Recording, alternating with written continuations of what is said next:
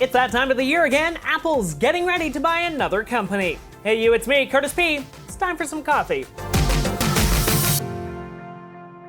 The big news of the day, it appears Apple is thinking about purchasing Shazam, and the deal may be signed as quickly as this week. No word on why exactly Apple would be purchasing the company though, as Shazam has already been integrated into the Siri Assistant. But the deal itself could cost Apple quite a bit, as the deal is expected to cost somewhere between $400 million and $1 billion. Though not unheard of for Apple, as the company did buy Beats a few years ago for $1 billion. But of course that was because Apple was interested in getting into the streaming music business, and they needed the companies know how to do that. So personally, I can't really understand why Apple would be interested in buying Shazam, at least at this time. So hopefully more information about this deal will come out in the near future. Into the quick news here, Google is rolling out a fun new feature that allows celebrities to answer frequently asked questions in selfie form. The videos will begin appearing on the mobile version of Google in the US in the coming weeks, and the company is planning on expanding the feature into other countries in the near future. Lyft has begun testing out their own self-driving car fleet. The ride-sharing company will begin picking up people in Boston's Seaport district this week. Now the cars themselves are not completely driverless though, they do have a safety driver behind the wheel, but the company is hoping to continue testing its self-driving fleet for a full rollout in the near future. Steam has decided that Bitcoin is not an acceptable payment method anymore for the cloud gaming store. Due to the high fees and the current volatility of Bitcoin over the past week, the company is removing the Bitcoin payment for the time being. Steam has announced though they will bring the Bitcoin payment back in the future if the cryptocurrency stabilizes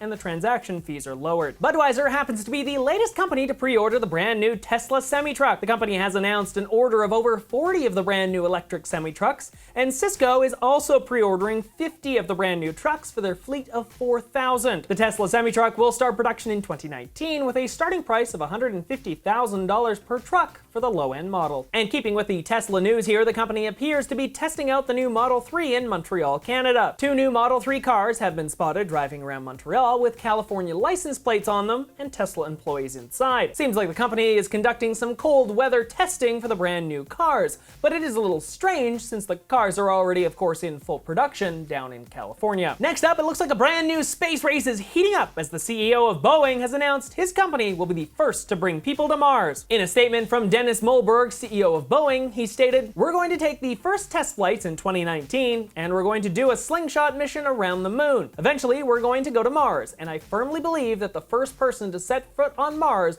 will be there on a Boeing rocket." Now, of course, no surprise here, SpaceX founder Elon Musk thought it would be a good challenge, simply stating on Twitter, "Do it." So it would appear just like that a brand new space race is on. The race, of course, to the red planet with the private sector versus the public sector. Now, not only do we have Boeing and SpaceX here, but also Amazon CEO Jeff Bezos' company Blue Origin, which hopes to head to the red planet in the near future. So who knows exactly who will be first, but it's sure to be a pretty amazing race for sure. Of course, this is a great question for all of you guys to weigh in on. Who do you think is going to be the first to Mars? Is it going to be NASA and Boeing? Is it going to be SpaceX? Or is it going to be Blue Origin? Let me know, comment section down below. And last for today, looks like YouTube and Google aren't done taking a run at the streaming music business, as the company is rumored to be working on a brand new streaming music platform. The so-called Remix music service is set to launch next March and could combine the existing YouTube Red and Google Play Music into one brand new brand. The entire thing though hinges on Google being able to actually make the necessary deals with Sony and Universal. Overall, Google has been trying to compete with Spotify and Apple for a few years now to get an actual foothold into the streaming music business. Right now, if you look at it, Spotify has over 50 million paid subscribers, and Apple themselves have 30 million paid subscribers. Last time Google released any numbers here, YouTube Red had around 1.5 million subscribers. So overall, I don't really know what's gonna happen here. I think it might be hard for Google to convince people to pay for their music streaming service and video service, simply because Android users are probably already using Spotify, and Apple users are probably already using Spotify or Apple Music. Overall, the streaming music world has sort of started to settle down already, so Google might have already missed the boat on this one. But hey, that's just my opinion. Let me know what you think, comment section down below. And if you enjoyed today's show, make sure you click on that subscribe button and join the notification squad so you can stay up to date on all of the latest videos I post throughout the week. Of course, you can also follow me on Facebook, Twitter, Instagram, and Discord.